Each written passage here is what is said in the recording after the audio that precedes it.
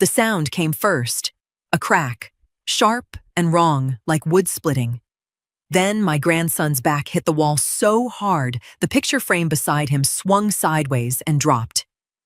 I didn't understand what I was looking at for one full second. Then I did. Alfonso Coley had his hand fisted in Kellen's collar, my grandson's feet barely touching the floor, his small face frozen somewhere between shock and a scream that hadn't come out yet. A glass lay shattered on the dining room floor. That was all it took. A spilled glass. My name is Idella Freeman. I've been in enough rooms in 68 years to know the difference between a man losing his temper and a man who's done this before. Alfonso wasn't rattled. His hand was steady. That's what told me everything. Nobody at that table moved. My daughter Marguerite sat frozen with her fork halfway to her mouth. Her husband Ellison stared at his plate like the answer was written on it. And Beulah clapped once, delighted, like she'd just watched a magic trick. "Perfect," she said, smiling around the table like she expected applause. "That's how you raise a man." Before I go further, if you're watching this while you're getting dinner started yourself, or riding home from work, or just settling into your favorite chair for the evening, drop the time you're watching below. I always like to know who's sitting with me for these. I stood up.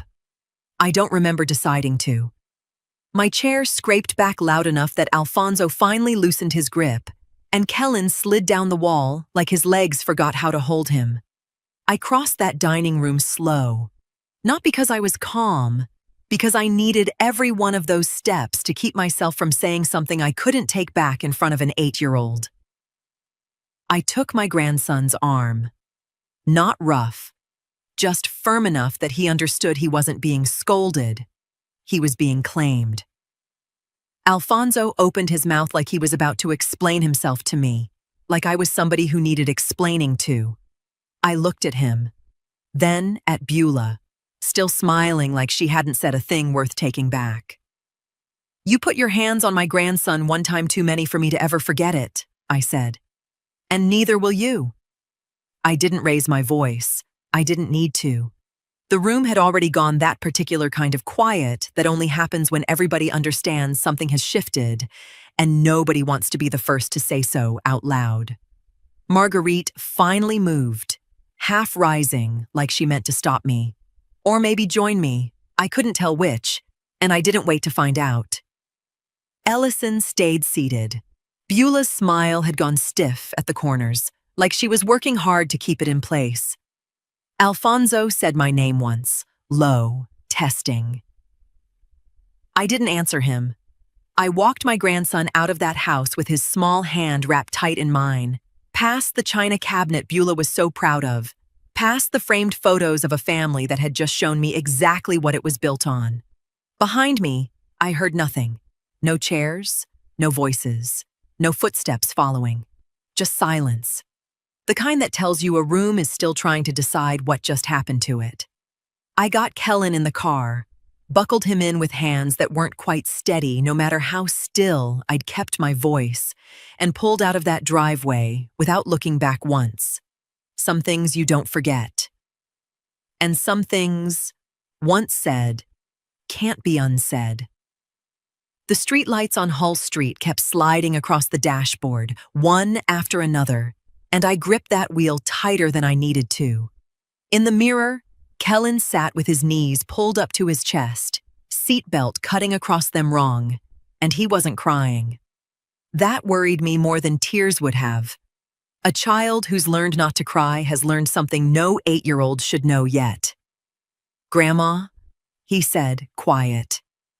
"Am I in trouble?" I nearly ran the stop sign at the end of the block. "No, baby," I said. "You didn't do one thing wrong tonight."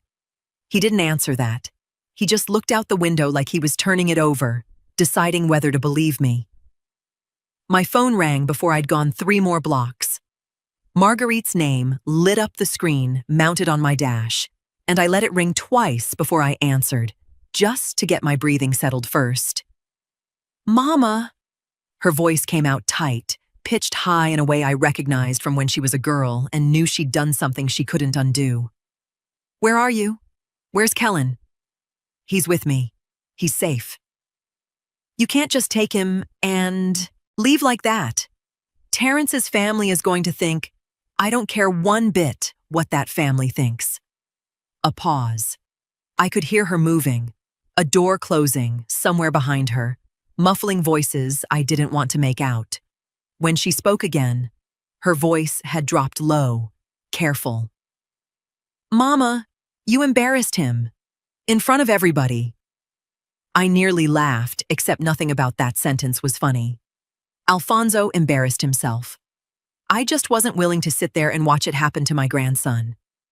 It was one bad moment. He's stressed. The business has been Renata. I hadn't called her that childhood name in years, and it stopped her cold. I watched that man's hand. It didn't shake, not once. A man who loses his temper, his hand shakes. His didn't. Silence on the line, long enough that I thought the call had dropped. "I need you to let me handle this," she finally said. "Please. Not tonight. Not like this." "Handle what, exactly?" "I'll talk to Terrence. We'll figure out how to address it. Privately. As a family." There it was. The word that told me everything about where her mind had already gone. Not to her son's back hitting that wall, but to keeping the peace in a house that had never once been peaceful. Just quiet, in a way everybody had agreed to call peace. "Marguerite?" I kept my voice even, because raising it wouldn't move her, and I'd learned that a long time ago. "Your son's back hit a wall hard enough to knock a picture down." "I know what I saw, Mama." Her voice cracked on that last word, just slightly. And for 1 second, I heard the girl underneath the woman, scared and cornered. I need to handle this my way. Privately." I looked at Kellen in the mirror. He'd stopped watching the window. He was watching me now, listening to every word, the way children do when they think you don't notice. "All right," I said, though it cost me something to say it. "Privately." She said she loved me, said she'd call tomorrow, and the line went dead before I could answer. I turned onto my own street, Kellen quiet behind me, and I understood something settling cold in my chest. My daughter wasn't ready to see what I'd already seen. That not ready was going to cost somebody. I just didn't yet know who. Ellison called me the next afternoon, and I knew before he said 10 words that he wasn't calling for himself. Miss Idella. He always called me that. Formal, careful, like he was still auditioning to be part of this family after 11 years. My father wanted me to reach out. He feels real bad about how things looked last night. How things looked. I let that sit in the air a moment. Not how they were, how they looked. A pause on his end, the kind a man takes when he's already regretting the words somebody else gave him to say. He's not good at apologies. Never has been. But he wanted you to know it wasn't meant the way it came across. Ellison. I kept my voice level. Your son's back hit a wall. There's no way that comes across. He didn't have an answer for that. I heard him exhale, slow, like he was standing somewhere he didn't want Alfonso to overhear him being anything less than loyal. Beulah called an hour later. I almost didn't answer, but I've never been a woman to hide from a conversation, even one I already knew the shape of. Idella, honey, I think we all just need to take a breath, she said, warm as church punch. Alfonso's under so much pressure with the business right now. What happened was a misunderstanding, that's all it was. A misunderstanding. I said the word back to her slow, so she'd hear how it sounded outside her own mouth. Children fall. They bump things. They exaggerate what they felt in the moment. You know how boys are. She laughed, light, like she was inviting me to laugh with her. We don't need to make this bigger than it was. I watched him lift my grandson off his feet, Beulah. I was standing right there. Her tone shifted then, still sweet, but with something harder underneath it, like a hand closing slow around mine.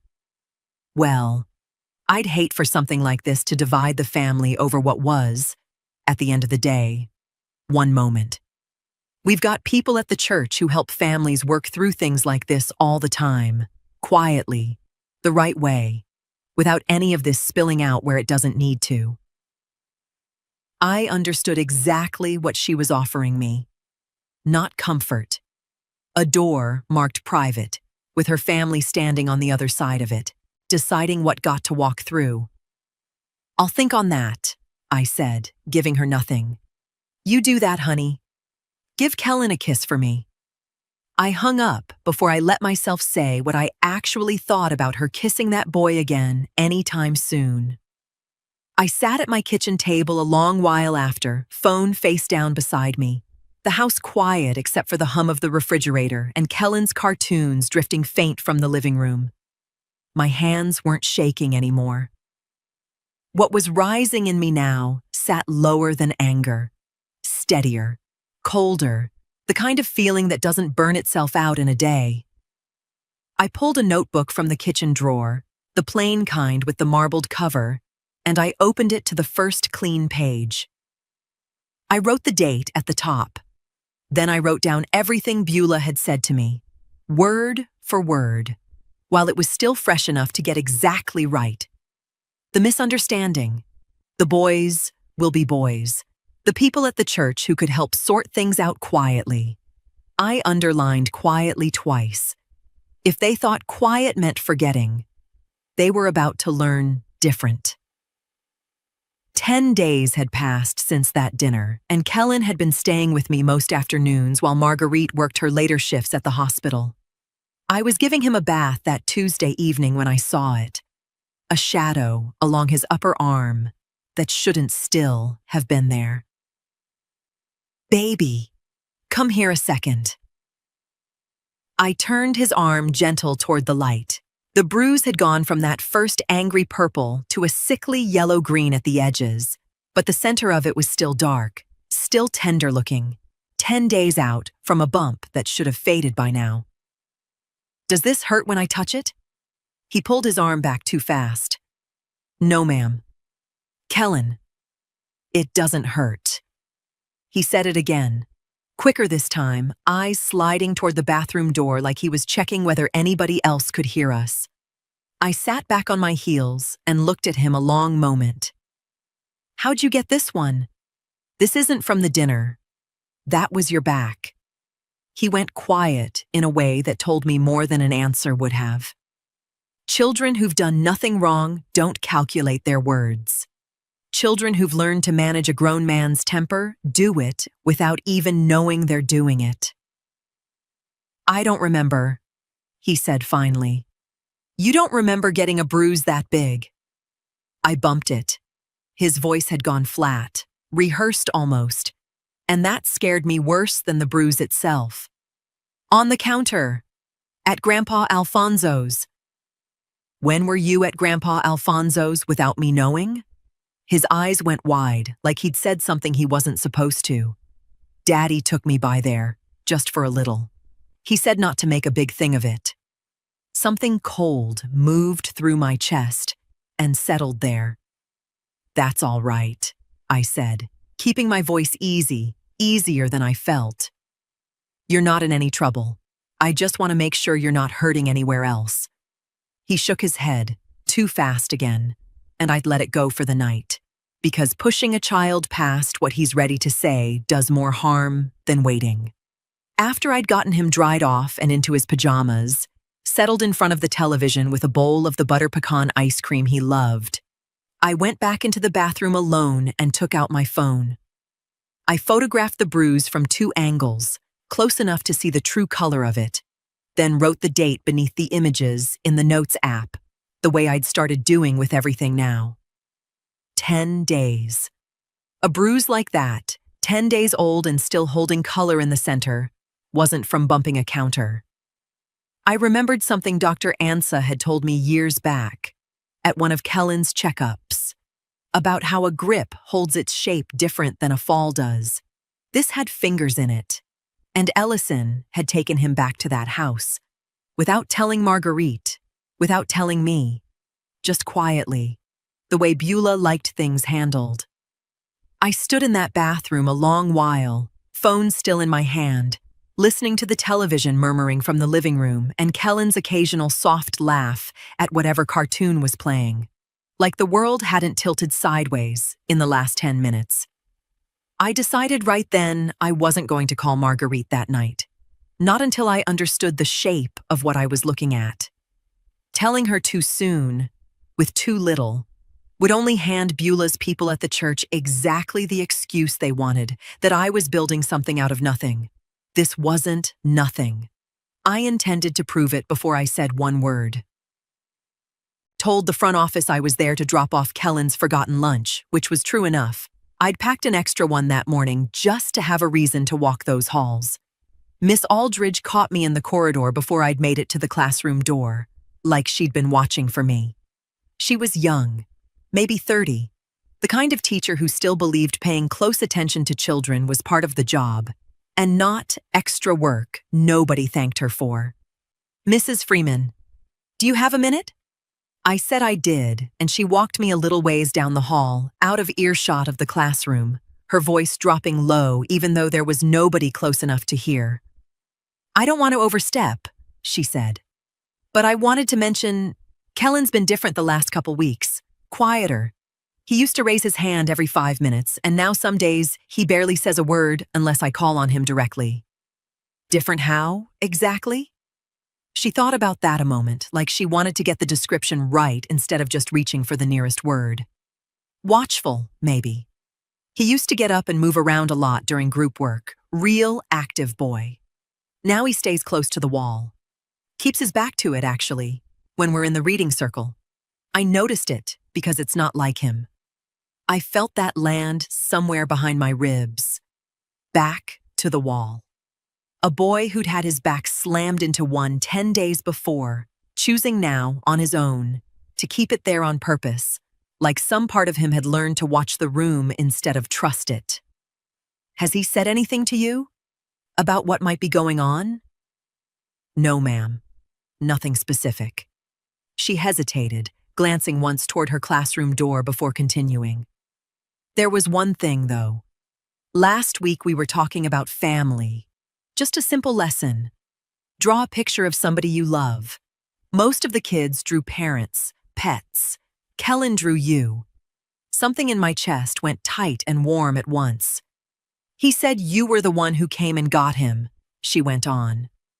I didn't ask him to explain further, and he didn't offer. I just noticed he said it like it mattered a great deal to him, like it was the most important thing that had happened to him lately.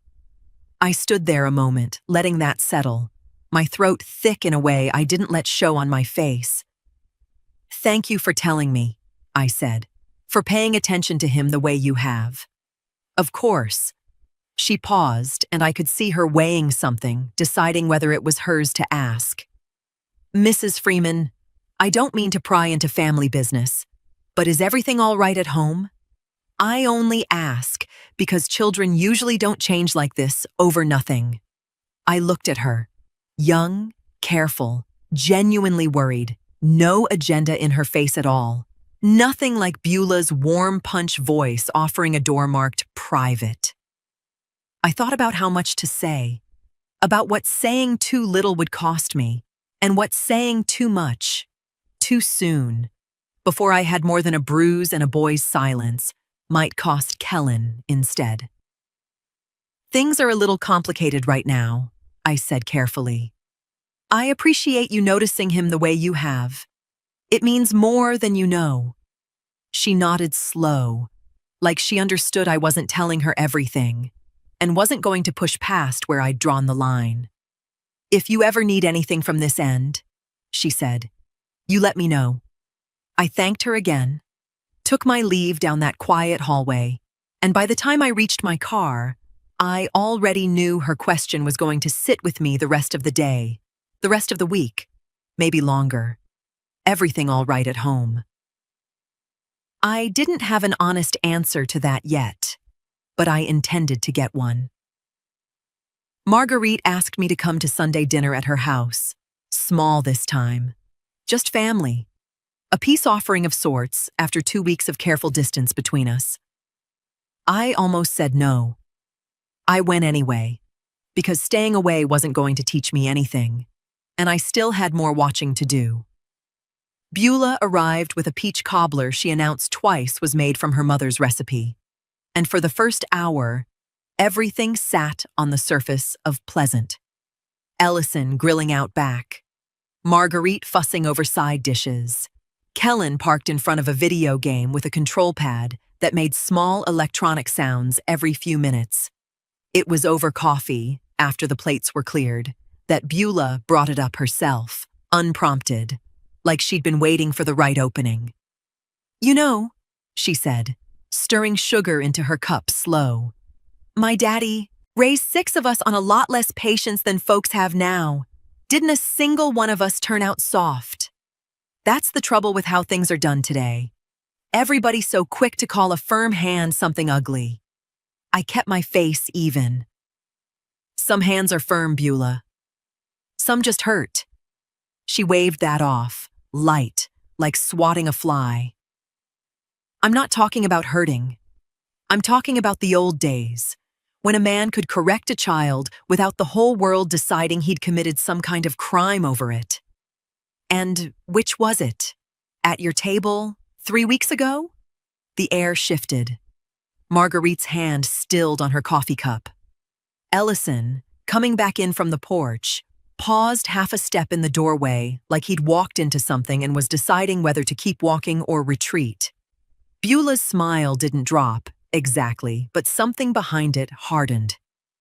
"I think everybody's still a little raw over that, and that's understandable. But I'll tell you, if it ever came to it, and I pray it doesn't, we've got Deacon Whitfield at the church. Man's counseled more families through worse than a little misunderstanding like this.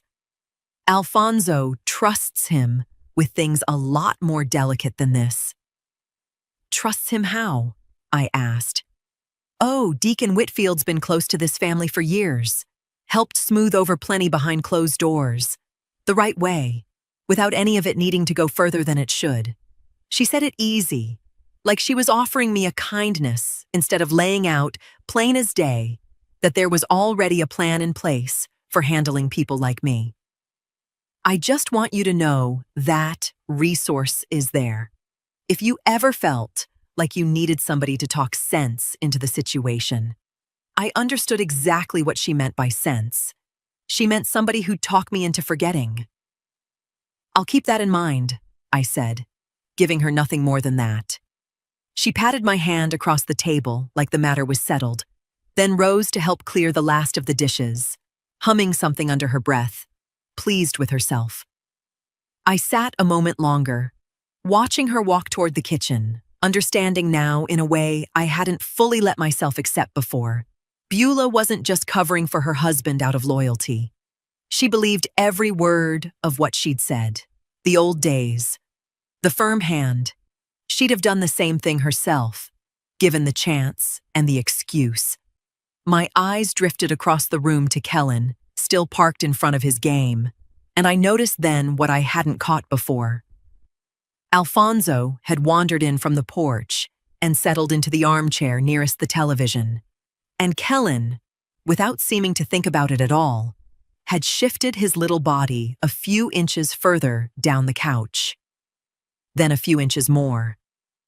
Putting distance between himself and his grandfather the way you'd edge away from a stove you already knew was hot. He wasn't even looking at Alfonso when he did it. He didn't have to. His body already knew. I called Marguerite that Monday and told her I wanted to take Kellen in for a checkup. Nothing urgent.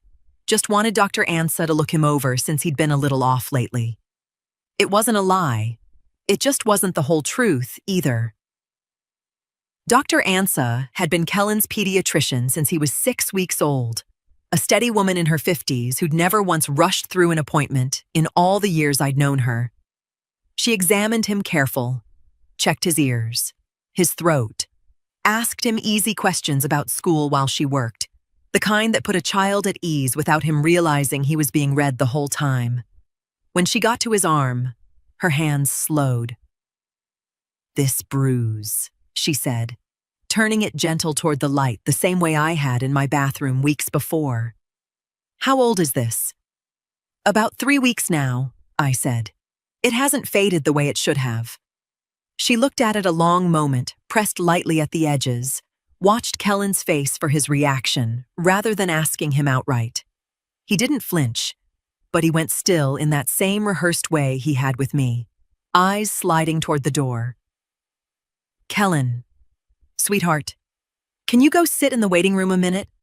Nurse Patty's got some stickers out there with your name on them." He went easy enough, and once the door clicked shut behind him, Dr. Ansa turned to me with her whole face changed. The warmth still there, but something sharper underneath it now. "Mrs. Freeman, I need you to tell me exactly how this happened." I told her. All of it. The dinner, Alfonso's hand in his collar, the wall, the picture frame, and then the bruise I'd found 10 days later that Kellen claimed came from bumping a counter at a house he wasn't supposed to have been taken to. She listened without interrupting, writing as I spoke, and when I finished, she set her pen down and looked at me steady. "I have to be honest with you about where this goes next. What you've described, combined with what I'm seeing on his arm, I'm a mandatory reporter. By law, I have to file this with Child Protective Services today. I won't be asking your permission on that part. I'm telling you because you deserve to know before it happens, not after." Something in me had been braced for this without knowing it, and still it landed heavy. "I understand," I said. "I want you to." "Good." She held my eyes like she wanted to make sure that landed. "Because I need you to understand something else too. I'm going to document this thoroughly. The bruise, the pattern you've described, everything. But I have to be straight with you. One bruise already healed, from a family with no prior file, no other reports on record. That alone may not be enough for CPS to act on right away. They'll open an inquiry. They may not be able to do more than that yet. So this doesn't change anything. It changes what's on paper," she said. "It means this is real now, official, not just something you're carrying around in your own memory. But if you want this to go further than an inquiry that closes itself out, you're going to need more than what we have today. A pattern, witnesses, something undeniable." I sat with that a moment, the exam room quiet except for the tick of the clock above the door and Kellen's muffled laughter drifting in from the waiting room. Some joke Nurse Patty had made land exactly right. "How much more?" I asked. "Before it's enough?" Dr. Ansa didn't answer that right away. She just looked at me with the particular sadness of a woman who'd seen this exact situation before, more times than she probably wanted to count. "I wish I could tell you a number," she said. "I can't. I can only tell you it's rarely just one thing that does it." The caseworker who called Marguerite's house introduced herself as Miss Renfro, and according to what Marguerite told me after, the whole conversation took less than 15 minutes. I wasn't there for it. I only heard it secondhand, pieced together from a phone call that came a few days after my visit to Dr. Ansa's office. Marguerite's voice, tight and confused, telling me some woman from Child Protective Services had come by asking questions about Kellen, about a bruise, about a family dinner weeks back. "Mama, do you know anything about this?" I told her I didn't know who'd called it in, which was true enough on its face, even if it wasn't the whole truth. I've never been a woman who lies outright. I've just learned, over 68 years, that silence and a lie aren't always the same thing, even when they leave a person with the same wrong idea. Miss Renfro had come to the house, looked at Kellen, looked at the family, and found exactly what Alfonso and Beulah would have made sure she found: a healed bruise, with no photograph she could examine fresh. A child who said, when asked directly in front of his mother and his father, that he'd bumped his arm on a counter. A united front, polished smooth. She closed the inquiry within the week, told Marguerite it would stay on file in case anything else came up. But there was nothing more her office could do right now. Marguerite came to my house 2 days after that call, and I could see before she even got through my front door that something in her had shifted. "I found this," she said, and set my notebook down on the kitchen table between us. The marbled one, the one I'd started that first week. Dates and quotes, filling most of it by now, along with the photographs I'd printed and clipped to certain pages. My stomach dropped, though I kept my face steady. "You went through my drawers, Marguerite?" "I was looking for the good scissors." Her voice cracked on the last word. "Mama, what is this? You've been writing all this down. Photographs, dates. This looks like—" She stopped herself, like she couldn't make herself say the word building up in her throat. "It looks like what it is," I said. "A record." "A record for what?" I looked at my daughter's face, saw the fear sitting right behind her anger, and I made a choice in that moment I'm still not sure was the right one. I told her about the bruise, about the teacher, about Dr. Ansa's exam, the concern in her voice, the note she'd written in his file. I did not tell her about Miss Renfro, about the inquiry that had already come and already closed itself out on a floor she'd stood in without knowing it. "I've just been keeping track," I said instead, "making sure if anything else happens, we're not caught with nothing to show for it."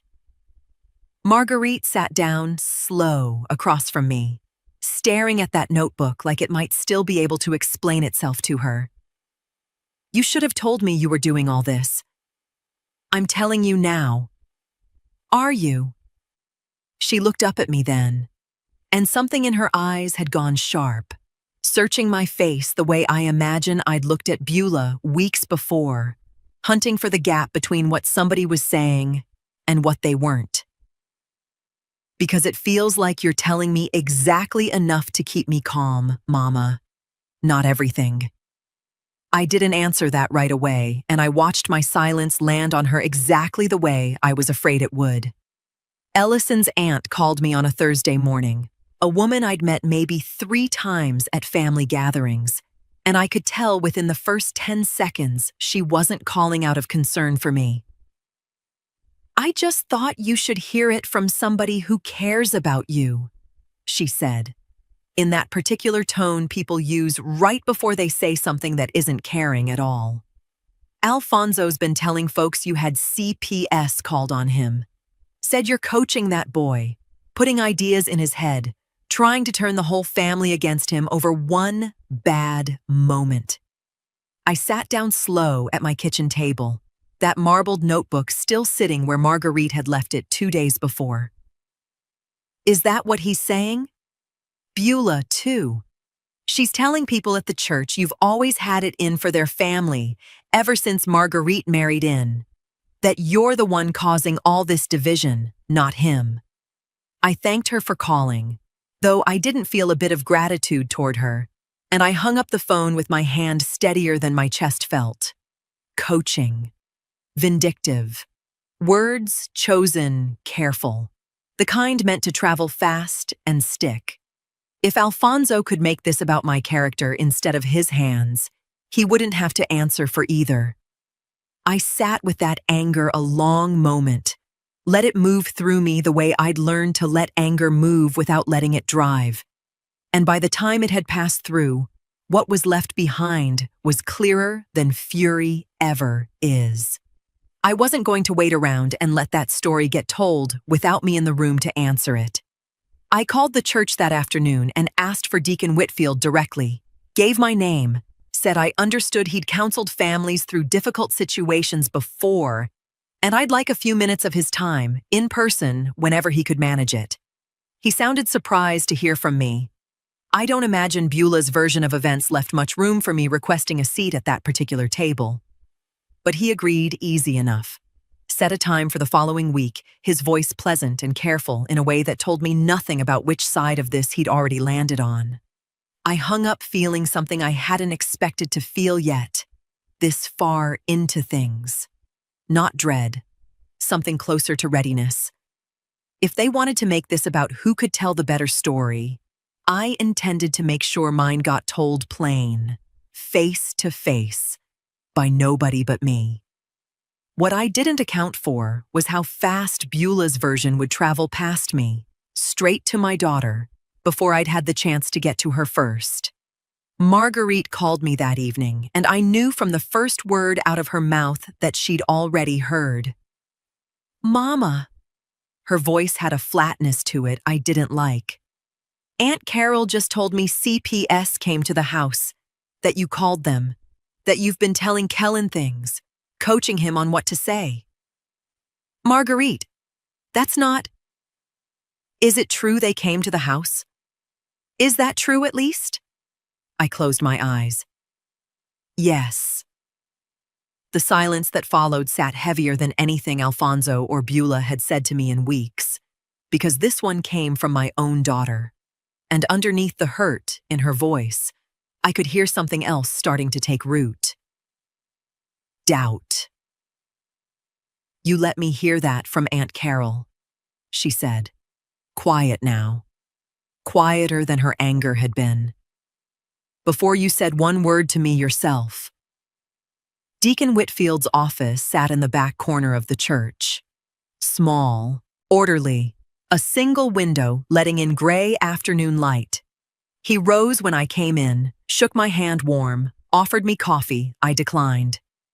"Mrs. Freeman, I appreciate you coming in."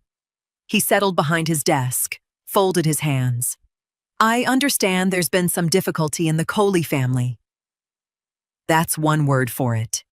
He smiled, patient. The kind of smile I imagine had smoothed over a great many rooms before mine. "I've known Alfonso close to 20 years now. Watched that business grow from nothing. He's a proud man, not always an easy one, but I've never known him to be cruel." I didn't say cruel. I said he put his hands on an 8-year-old hard enough to crack a picture frame.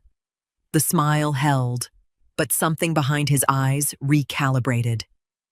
"I hear you're a woman who doesn't back down from what she believes she saw?" "I don't back down from the truth." "There's a difference." "There is." He leaned forward slightly, voice dropping into something more careful, more personal.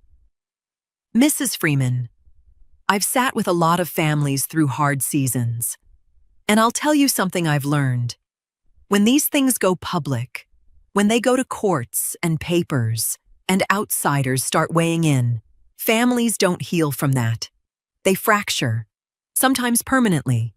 A little boy loses not just a grandfather, but a whole side of his family, all at once. He's already losing sleep over that side of his family. That happened before I said one word to anybody outside it. I understand you believe that. I don't believe it. I watched it happen in front of 11 people.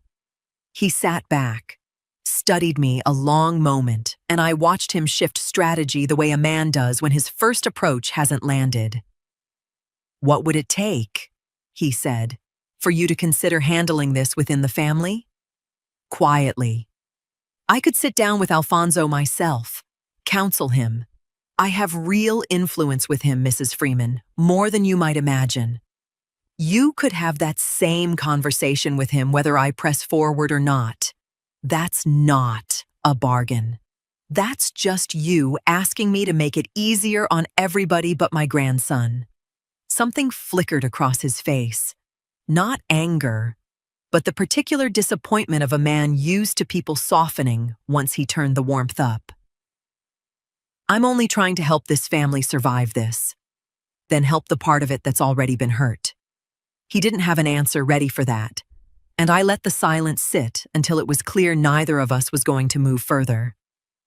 I thanked him for his time, and left with nothing settled between us except that I now knew exactly how far his loyalty ran, and it wasn't toward the truth.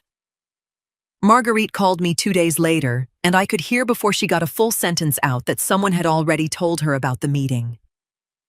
"You met with Deacon Whitfield, without telling me." I wanted to hear directly what was being said instead of through 6 other people first. "Mama, this isn't just our family anymore. It's the whole church. People are choosing sides. Do you understand what that means for Kellen, growing up in the middle of that? I understand it means people would rather keep the peace than protect him. That's not fair, isn't it?" She went quiet, and when she spoke again, her voice had dropped to something smaller, more frightened than angry. "I don't know what's fair anymore, Mama. I don't know what happens to us if this goes further. I need some time to think. Please don't do anything else until I've had a chance to think." Ellison came by my house alone on a Wednesday evening, which he'd never once done in 11 years of marriage to my daughter. And I knew before he sat down at my kitchen table that whatever he'd come to say had cost him something just to work up to. "Miss Adela." He turned his cap over in his hands, not looking at me directly. "I wanted to talk to you about Sunday. My mother's hosting again, the whole family. I don't imagine I'm on that guest list anymore. You are. Everybody wants this to settle down. Get back to normal." He hesitated. I had an idea, though. For how we handle Kellen being there, I was thinking we could set him up at the other end of the table this time. Away from my father. Maybe let him sit closer to the kids' end, with his cousins. Keep things easy. I looked at him a long moment, letting the quiet stretch until he shifted in his seat. "You want to rearrange the furniture?" I said, "instead of asking your father why an 8-year-old needs distance from him in the first place. It's not like that." "What is it like then?" "I just think if we keep things calm, give everybody some space, this doesn't have to blow up any further. Kellen doesn't have to be right next to him. Nobody has to make a scene. Ellison, a seating chart isn't protection. It's management. There's a difference, and I think you know it. Or you wouldn't have driven over here to run it past me first instead of just doing it." He set his cap down on the table, quiet a moment, jaw working like he was chewing on something he didn't want to say out loud. "I don't know what else to do," he finally said, and his voice had gone thinner than I'd heard it. "I can't fix my father. I've been trying to work around him my whole life, moving the furniture, so to speak. Same as I'm doing now." That last part landed different than the rest. Not defensive. Almost confessional, like it had slipped out sideways before he meant to let it. "Working around him how?" I asked, careful now, my anger settling back to make room for something else. He didn't answer that directly. "I just think there's ways to keep the peace without making everything a whole confrontation every time." "Peace for who, Ellison? Because it isn't peace for that boy. He's not sleeping right. His teacher says he keeps his back to the wall now in class. That's not a child at peace. That's a child managing a threat. The same as you're managing your father right now, moving him around a seating chart instead of asking him to change." Ellison's hands had gone still on the table. "What was your father like?" I asked. "Growing up? Was he anything like Alfonso?" The question landed heavier than I'd meant it to, and I watched something shift behind Ellison's eyes. Not surprise, exactly. Recognition, maybe. Like I'd finally asked the question that had been sitting under every appeasement he'd offered since this started. He opened his mouth like he might answer it. Then he closed it again, picked his cap back up off the table, turned it once more in his hands. "I should get back," he said instead. "Marguerite's expecting me?" He stood, thanked me for my time in a voice that didn't sound like gratitude at all, and let himself out my front door without answering the one question I'd actually needed him to. Ellison showed up at my house again 3 days later, this time with a toolbox, saying Marguerite had mentioned my kitchen faucet was dripping and he figured he'd take care of it while he had a free evening. I hadn't asked him to. I let him in anyway, because I understood, somehow, that fixing something with his hands was easier for him than sitting across a table with nothing to do but talk. He got down on the floor under my sink, wrench in hand, and I stood nearby, drying a dish that didn't need drying, giving him room to work without watching him too directly. "This washer's just worn out," he said, more to the pipe than to me. 10-minute job. Take your time." He worked in silence a while, the small sounds of metal on metal filling the kitchen, and I let it sit. Because I'd learned by now that pushing Ellison only made him retreat further into whatever he was avoiding. "My father used to do this," he said eventually, still not looking out from under the sink. "Fix things around the house. Taught me how to use half these tools before I was Kellen's age." "That's a good thing to teach a boy." It was. A pause, wrench turning slow. "He taught me other things too." I stayed quiet, dish towel still in my hands. "There was a belt," Ellison said. "Kept it hung on a hook in the garage, and everybody in the house knew what it was for. Didn't take much to earn it. Spilled milk, back talk, coming home late. He never once called it anything but discipline. Said it was how you built character in a boy, so he wouldn't grow up soft." My throat had gone tight, but I didn't say anything. Didn't want to be the reason he stopped now that he'd finally started. "I used to lay in bed some nights," he went on, counting the ways I could avoid setting him off the next day, which shoes to wear so I wouldn't track mud, what to say and what not to say at dinner. I got real good at it. Good enough that by the time I was Kellen's age, I could read a room before I even walked into it. He set the wrench down on the tile, still under the sink, hands resting there like he needed a moment before he could keep going. "When I saw him grab Kellen that night," Ellison said, voice lower now, "some part of me went right back to being 7 years old. And instead of doing something, I just froze. Same as I always did. I've spent my whole life managing my father instead of standing up to him, and I didn't even realize I was still doing the exact same thing to protect my own son." He finally slid out from under the sink and sat back against the cabinet, looking up at me for the first time since he'd started talking. And there were tears standing in his eyes that he made no move to wipe away. "I never told Marguerite any of that," he said. "Not really. Not the belt. Not any of it.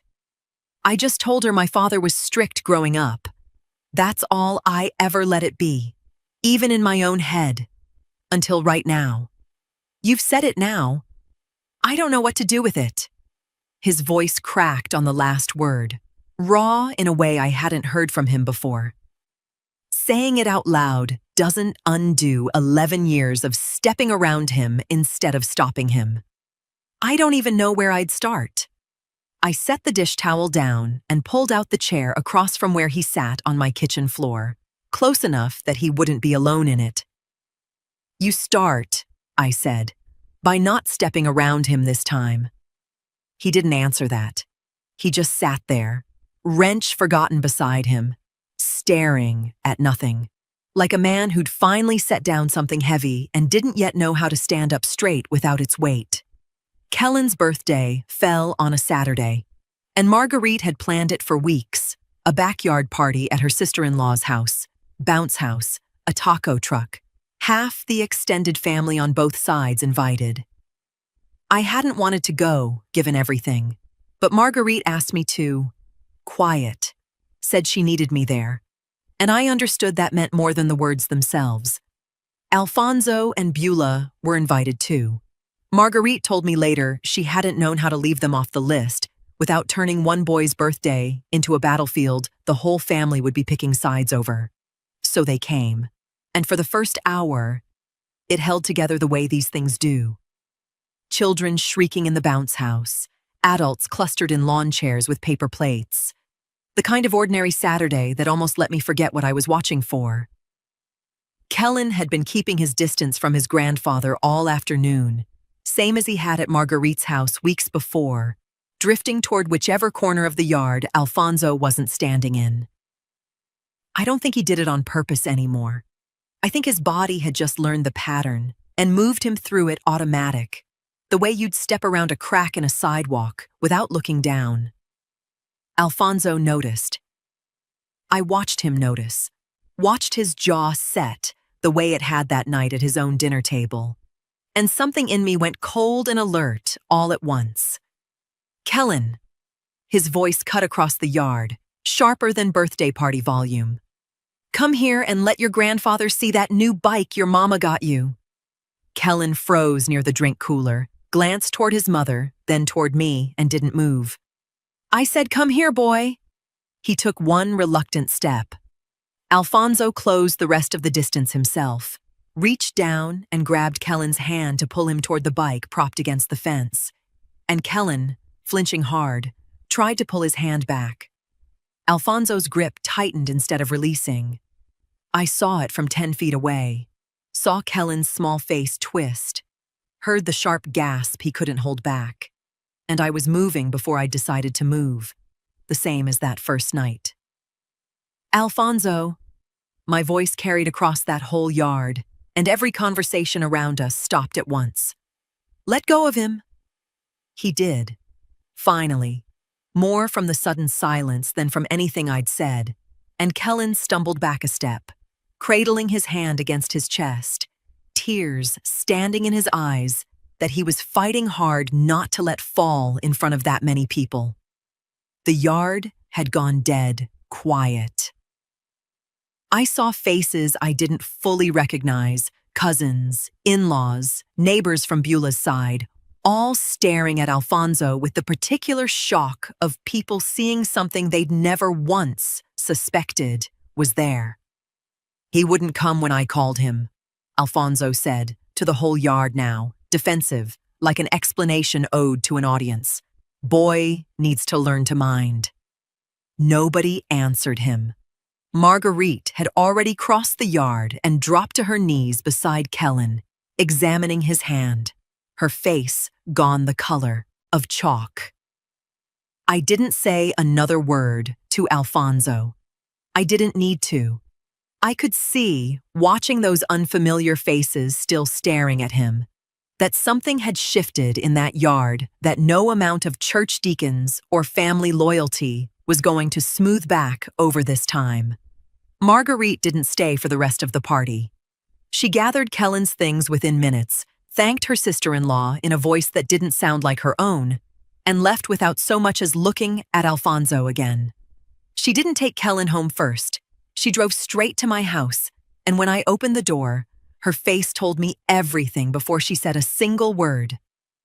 I saw it, Mama, she said. I saw all of it, with my own eyes, in front of everybody. Marguerite sat at my kitchen table until nearly midnight that night, the marbled notebook open in front of her. Kellen finally asleep in my spare room with a bag of ice wrapped in a dish towel resting near his hand. I laid everything out for her, all of it this time, nothing held back. The bruise I'd photographed, the conversation with his teacher, Dr. Ansa's exam, the note in his file, and then the part I hadn't told her before, Miss Renfro, the inquiry that had come and gone weeks ago, closed out on a floor she hadn't known she was standing on. She was quiet a long while after I finished, staring down at the notebook like it was a stranger's handwriting instead of mine. You knew CPS had already been out there, she said. Back when I found this notebook? That's what you didn't tell me. Yes. Why? Because you weren't ready to hear it yet, and I was afraid of what you'd do with it too soon. I was wrong to decide that for you. I know that now. She didn't answer right away, turning a page, then another, reading dates and quotes she was seeing for the first time, even though some of them were weeks old. I keep thinking about tonight, she finally said.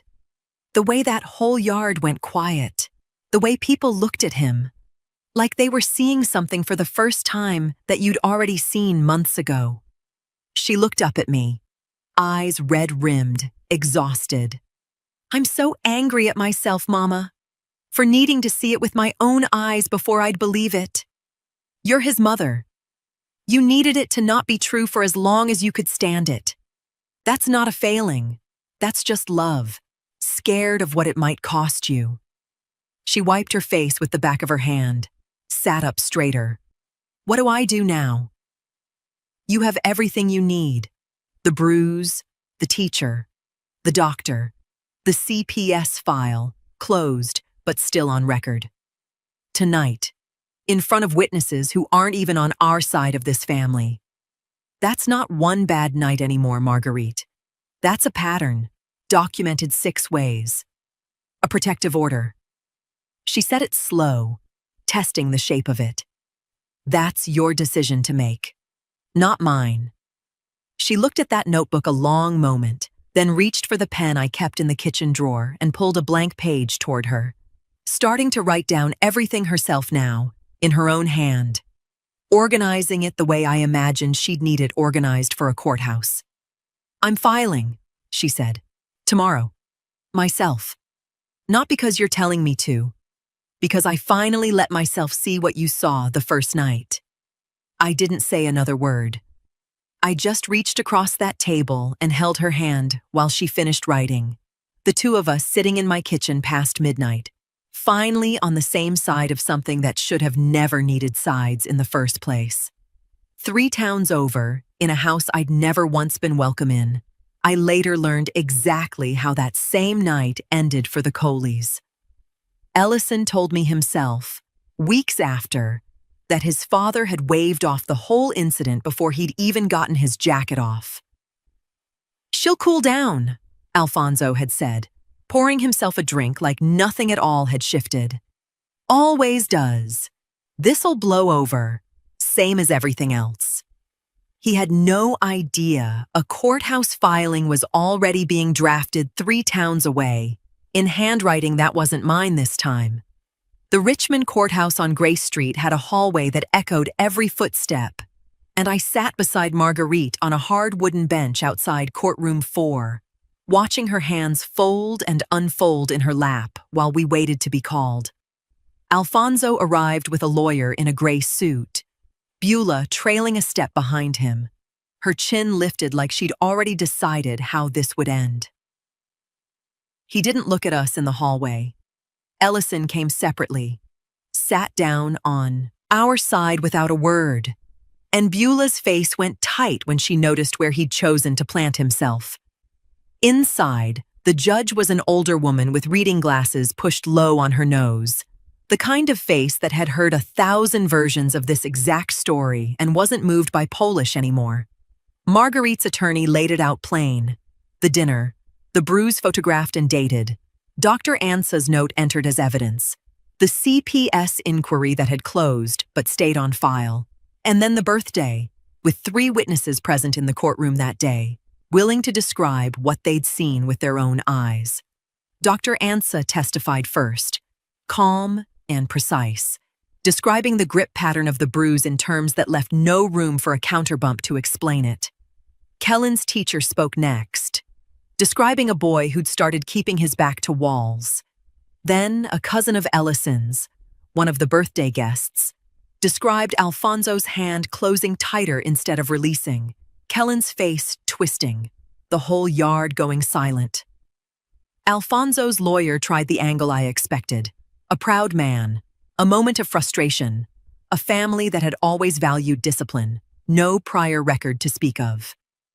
The judge listened without expression, then asked Alfonso directly whether he believed grabbing an 8-year-old hard enough to bruise his hand in front of 30 witnesses was, in his words, discipline. "He wouldn't come when I called him," Alfonso said, the same defense he'd offered that yard, like he still believed it explained everything. The judge took her glasses off, set them down slow. "That's not an answer to my question," she said. "That's a reason. There's a difference, and I think you know it." It was the same distinction I'd tried to give Ellison in my own kitchen weeks before, and I watched Alfonso's face when he heard it land from someone whose opinion he couldn't argue away. Ellison was asked to speak as Kellen's father, and he stood slower than I expected, hands steady despite everything. He didn't raise his voice. He simply said that what he'd witnessed at the dinner and again at the birthday was consistent with a pattern he recognized from his own childhood, and that he supported the petition fully, without reservation. Beulah's face went white. Alfonso didn't look at his son at all. The order was granted within the hour. Supervised contact only, conditions the family would need a court's permission to change. Alfonso's lawyer requested a continuance to appeal.